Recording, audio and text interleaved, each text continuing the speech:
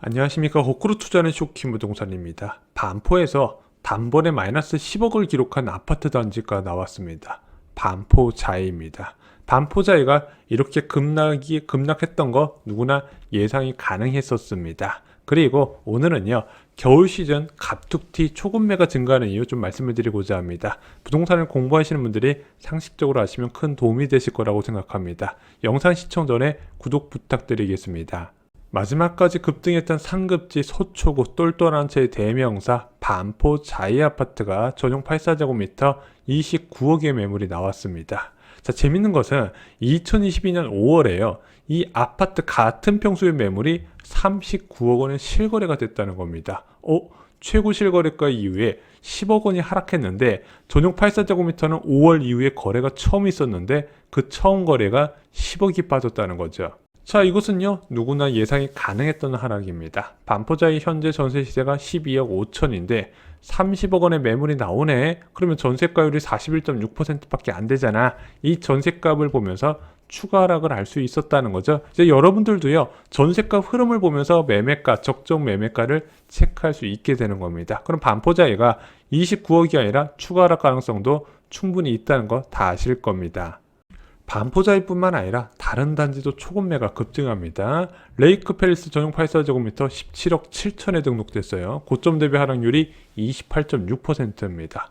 파크리오도요, 17억이 깨지고 16억 8천에 국민평수 매물이 나왔습니다.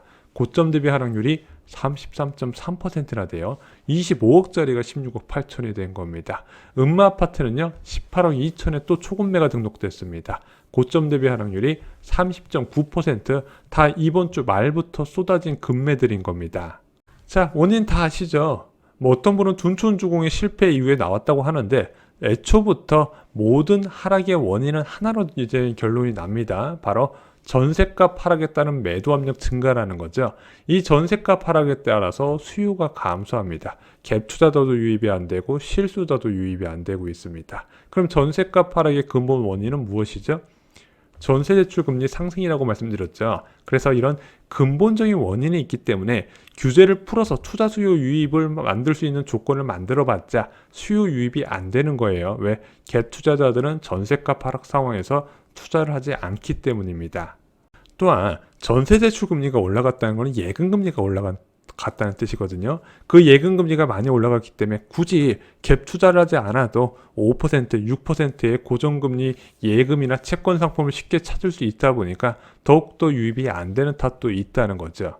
그래서 정부가요, 예금금리, 대출금리 인하 압박을 하는 이유는 간단합니다. 예금금리 올리지 마라, 대출금리 주 단위로 점검한다. 그래서 원하는 결론은 결국 전세대출금리나 주택담보대출금리 인하를 기대하는 거예요. 실제 우리은행에서 전세대출금리를 0.85%포인트까지 인하를 했습니다. 그래서 현재 전세대출금리가 6.26%에서 6.66%였는데 5.41에서 5.8%로 낮추게 됩니다.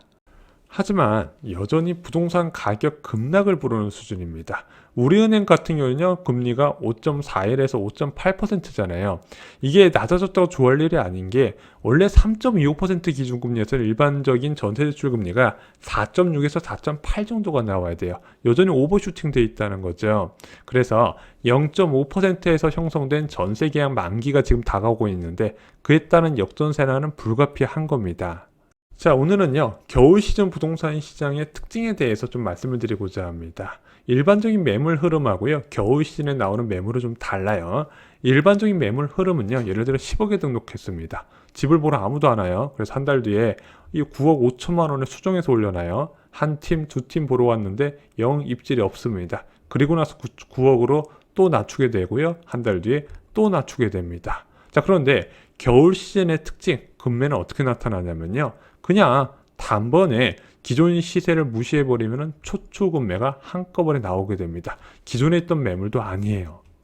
일반적인 매도 매물은요, 주로 두 가지 케이스입니다. 첫 번째는 돈 많은 투자자들이 대출을 받아서 집을 비우고 매도를 하려는 경우가 있어요. 그래서 가끔 네이버 부동산 보면은 비번 보유 이렇게 표시되는 경우가 있거든요. 주로 이런 케이스예요. 그래서 해당 지역 공인중개업소가 비밀번호를 다 알아서 누가 집 보고 싶다면 이 집부터 먼저 보여주게 됩니다.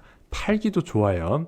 근데 이런 매물들은요, 매물로 등록된 기간도 길고요. 상황에 따라서는 야, 너무 가격을 후려친다 싶으면 전세로 돌리는 경우도 있어요. 왜? 돈이 많으니까. 그리고 또 다른 케이스는 실제 거주 중인 집주인들이 매도하는 경우입니다. 이 두 가지가 지금 가장 많을 거예요. 자, 집주인들이 왜 매도를 하냐? 뭐 일시적 2주택이거나 처분 조건 대출 차주거나 아니면은 사업자 담보 대출, 주택수를 늘려가는 과정에서 LTV를 뭐 70%, 80% 이렇게 땡겨 쓴 경우가 있거든요. 마지막으로 처분 조건 청약 당첨자들도 어쩔 수 없이 살던 집을 팔아야 되는 케이스가 있습니다. 그래서 집주인들이 거주하는 집들 보면요, 상태가 굉장히 좋아요. 갭 투자자들의 초급매는요, 좀 달라요. 왜냐면은 세입자가 일반적으로 3개월 이전에 퇴거를 통보하거든요. 계약 연장 안 하겠습니다. 그러면 집주인 입장에서 선택을 해야 됩니다. 다른 세입자를 구할 건가, 매도를 할 것인가. 근데 매도를 할 거면은 되게 시간이 짧습니다. 통보받고 1개월에서 2개월 정도만 한정적으로 매도가 가능해요. 왜냐면 매도가 안 되면 다음 세입자를 구해야 되잖아요. 그러면은 갭 투자자들은 내가 팔 수 있는 시기가 정해져 있는 거예요. 세입자 퇴거가 몰린 겨울방학 때 한두 달 정도 한정적으로 매수자를 빨리 찾아야 된다는 거죠. 그래서 겨울방학 때 초급매가 늘어나는 거예요. 아니 그냥 세입자가 낀 상태에서 매도하면 안 되나? 이게 현실적으로 어려워요. 일단은 세입자들이 집주인 집 팔라고 집을 잘 안 보여줘요. 협조받기가 거의 불가능하고요. 물론 네이버 부동산 보면은 입주 가능일이 뭐 현재부터 한 1년 남았다, 1년 6개월 남았다 이런 매물들이 있는데 그런 것들이 거래가 되려면요. 진짜 부동산 막 버블 정점 시기에 보면 집값 계속 올라갈 때 매물이 완전 소진돼 버리잖아요. 그건 저층하고 그렇게 만기가 긴 갭 투자용 매물밖에 없거든요. 그런 거는 그때는 거래가 되는데 지금은 그런 거 거래가 될 수가 없어요. 그리고 그것도 전세가 아니라 요즘 반전세나 월세가 많잖아요. 이거는 갭 투자 비용이 많기 때문에 꿈도 못 꿔요. 그래서 매물은 무조건 세입자 만기 때 쏟아지게 돼 있고 겨울철에 세입자 만기가 많기 때문에 초급매가 늘어나는 이유입니다. 그래서 전통적으로 부동산은 1월 또는 2월이 가장 약세, 매매 전세 동시 약세예요. 그리고 양도세 중과 유예도 이번에 시행되기 때문에 평소보다 매물이 더 많을 것으로 보고 있습니다. 자, 이번에 중요한 이슈인 역전세난에 따른 초급매는 언제 나올까요? 일단 세입자가 퇴거를 통보했습니다. 그럼 집주인이 생각을 하겠죠. 팔까? 안 팔리겠지? 그러면은 다음 세입자를 구해야 돼요. 일단은 내가 지금 전에 계약했던 금액 그대로 한번 올려봅니다. 만기 3개월 전에 7억 정도 올려놔요. 근데 집 보러 아무도 안 와요. 그래서 2개월 전에 6억 원으로 낮춰요. 아무도 안 와요. 세입자가 내용 증명을 보내왔어요. 아이고 큰일 났다. 1개월 전에 5억으로 낮춰왔는데도 세입자가 계속 다음에 들어올 세입자가 전세금을 깎아달라고 요구합니다. 그때부터 문제가 시작되는 거예요. 자, 집주인들은 보통 이럴 때 대출을 알아보게 됩니다. 상황이 심상치 않거든요. 그래서 가장 많이 활용하는 게 본인 거주주택을 통한 생활안정자금 대출을 많이 활용하고요. 또 하나 많이 활용하는 게 신용대출입니다. 근데 이 두 가지 모두 다 DSR 한도가 적용이 돼요. 그래서 이 역전세는요, 모든 임대인이 다 두드려 막는다는 게 아니에요. 일단 계약갱신 청구권으로 연장된 계약은요, 그나마 매도 압력이 좀 약한 편이고 임대인의 신용 등을 활용해서 커버가 가능한 경우가 많이 있어요. 또 하나, 오래전부터 주택을 보유한 경우 대부분 괜찮아요. 이런 분들도 주택 매입 금액 자체가 적기 때문에 이런 역전세난에도 그렇게 문제가 되질 않거든요. 문제가 되는 사람은 무엇이냐? 무리하게 주택세를 늘린 경우, 최근에 주택을 매입한 사람들, 이 사람들은요, 가장 크게 지장을 받는 경우가 바로 대출 카드를 활용하지 못하기 때문입니다. 그래서 계약갱신 청구권으로 만기되는 게 훨씬 많은데 과연 역전세난이 크게 일어날까요?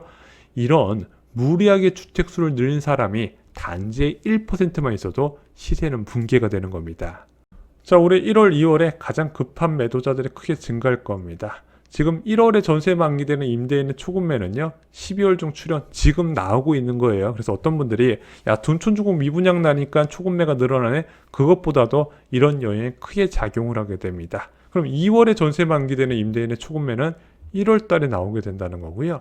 3월에 전세에 만기되는 임대인의 초급매는요 2월 달에 출현할 가능성이 있습니다. 그런데 12월이든 1월이든 2월이든 수요는 가장 적은 시기라는 거죠. 왜냐하면 입주 물량이 크게 증가하면서 전세 가격이 이례적으로 급락하는 상황, 굳이 전세를 살면은 대접받을 수 있고 무리하게 주택을 안 살려고 하는 시기라는 거죠. 그래서 언제나 1월달, 2월달 집값 약세 뛸 때는요 거래량도 같이 줄어들어요.